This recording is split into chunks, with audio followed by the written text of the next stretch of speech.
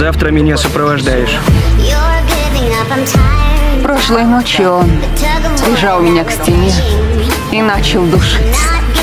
Утром я проснулась вся в синяках. Сначала ты искренне веришь, что это любовь. Ведь раньше он был таким добрым и ставил тебя на первое место. Но вот наступает момент, когда ты начинаешь понимать, что над тобой издеваются. Когда переживаешь насилие, которое почти убивает.